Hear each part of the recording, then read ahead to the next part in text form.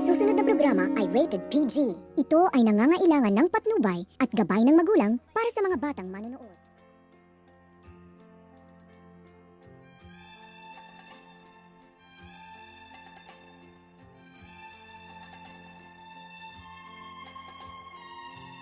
Pagkatapos nitong dalhin ni Nurse pati itong si Joanna sa office ni Ina ay dito agad naman din itong sinundan ni Ina itong dalawa. Nang makapasok na rin itong si Ina sa kanyang opisina ay agad niyang hinawakan itong si Joanna at sinabihan na umalis na rin umano ito sa kanyang opisina dahil wala umano itong karapatan na pumasok doon dahil hindi naman umano siya ang CEO kung bakit pa umano ito nakikiusyuso sa kadahilanan na hiyang-hiya naman din itong si Joanna sa mga sinasabi ni Ina dahil nakabitaw ng masasakit na salita itong si Joanna at sinabihan pa niya itong si Ina na namumulubi na umano ito ngunit ngayon ay isa na rin pala umano itong mayamang tao at may katapat na umano itong si Joanna kung kaya't agad naman din itong initian ni Ina itong si Joanna at sinabihan na maghanda umano ito dahil aagawin umano nito ni Ina ang mga customer ni Joanna at paninigurado na babagsak umano ang kumpanya ni Joanna.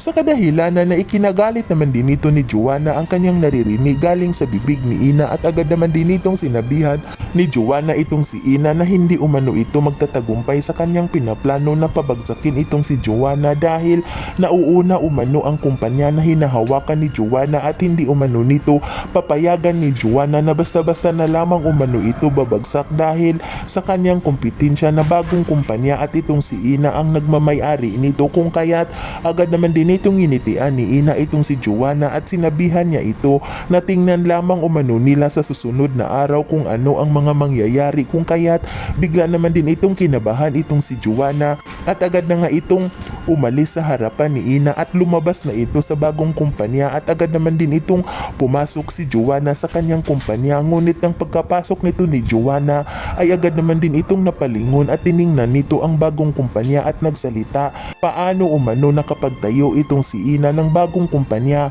na wala naman umano itong nakukuhang pera sa kumpanya ng kanyang lula kung kaya't agad naman din itong tinawagan ni Joanna itong si Lani at agad nitong ibinalita ni Joanna kay Lani ang kanyang natuklasan na ang may-ari umano ng bagong kumpanya ay walang iba kundi itong si Ina. Yan ay ating aabangan ang Shining Inheritance at huwag mong kalimutang isubscribe at i-hit ang notification bell ng aking channel.